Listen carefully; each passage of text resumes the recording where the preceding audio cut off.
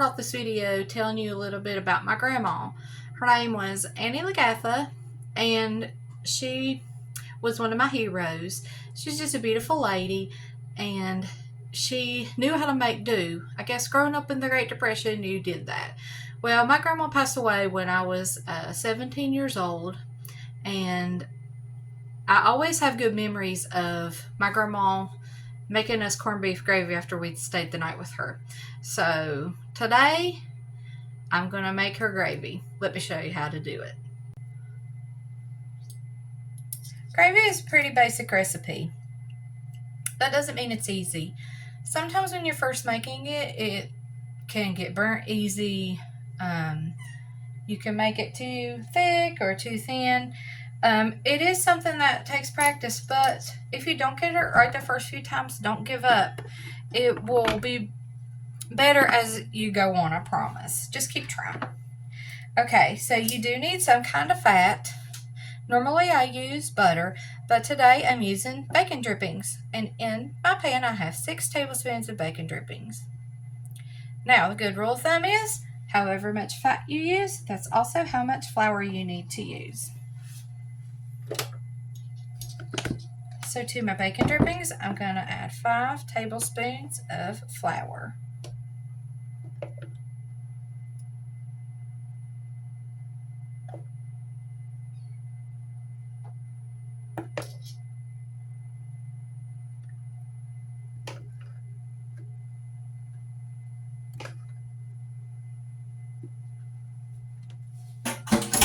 All right.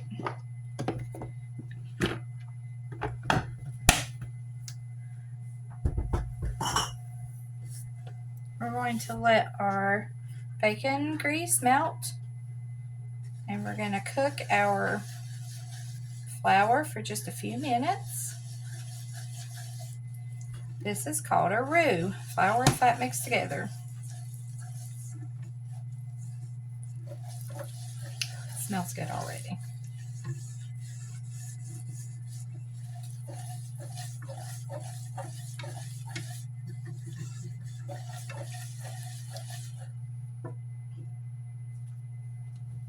I'm going to let this cook for about 2 to 3 minutes, just until the raw flour taste is cooked out. Be back in just a minute.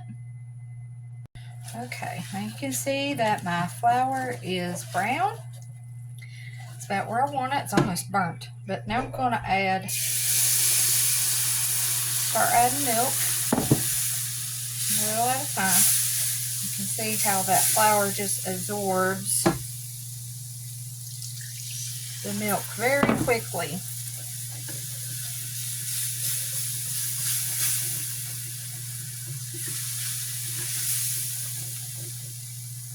Okay, so far I use about a cup. I'm going to slowly add another cup. Probably need more than that.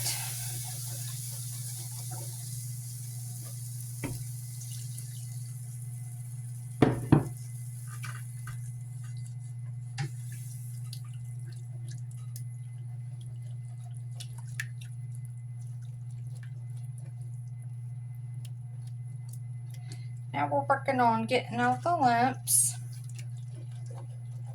smoothing everything out. Just whisk it until the lumps come out until it's smooth. As you can see, adding the milk lightened up the flour quite a bit. Now, for the rest of this, I'm going to use water. It's already got the milk flavor in it. It's already going to be creamy. So we're going to try to save a little money by finishing it out with water.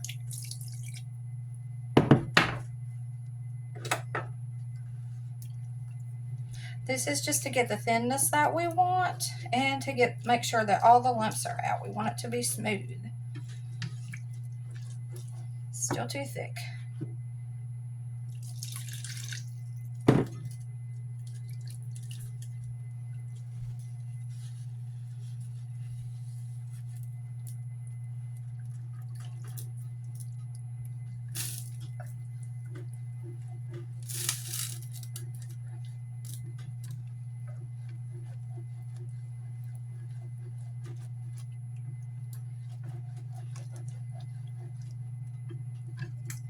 just a little bit too thick for my liking, so I'm going to add more water. And you just want to add it a little at a time because you don't want it to be too thin. As you get better at making gravy, you can best judge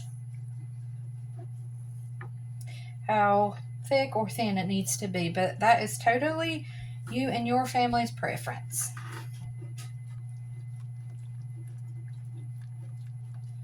You can see it thickening up, so it's going to need more water. Now, if you don't have a ton of people in your family, you can definitely do 2 tablespoons of flour, 2 tablespoons of butter, or you can do 4 tablespoons of butter or bacon grease to 4 tablespoons. Of course, depending on how much flour and fat you use is how much gravy you're going to get. Still milky white, delicious. I'm going to get a little more water just in case. You gotta move fast when you're making gravy, and you can't really stop. You shouldn't.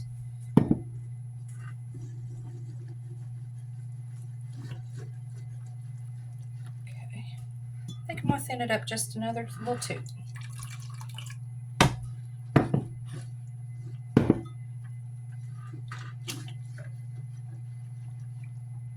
Okay, now as this comes to boil again, I'm going to add salt and pepper.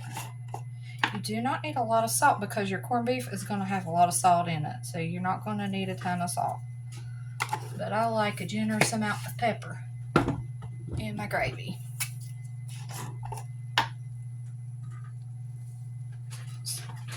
A little pinch, about a teaspoon, I guess.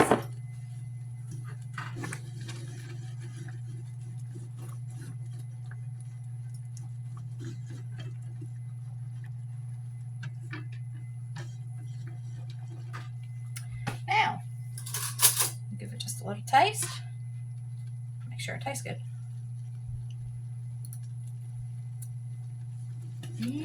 That's good. Now you can stop right here and have a perfectly acceptable white gravy. But I'm going to add corned beef to this gravy. Now, in my family, we used corned beef a lot when I was growing up. And so in order to save money, sometimes we just use half a can. And then the next few days, we would use the other half for another recipe. Now, another thing you can do if you want to make it stretch is you can use half this can of corned beef and then put the other half in the freezer baggie and freeze it. You can totally do that. Okay, so now I'm just going to chunk up this corned beef. Just add it to the gravy. Just like that.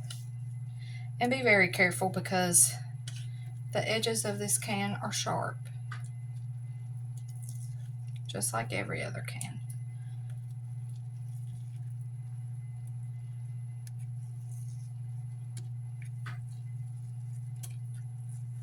I might actually just save half of that. Put it in the freezer. Okay, now I'm going to take my whisk and just chop it a little.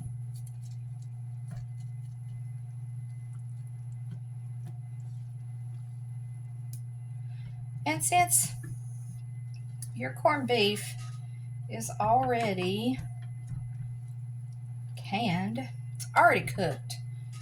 So at this point, all you really need to do is just heat it up.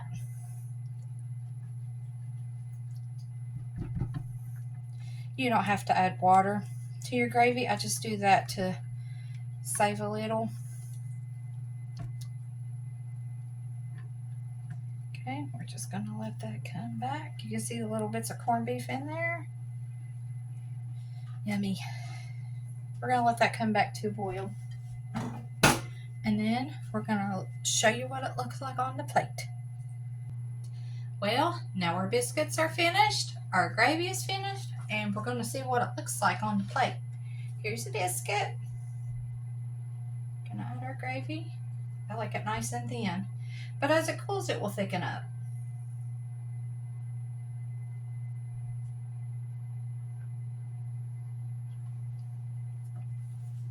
And there you have it.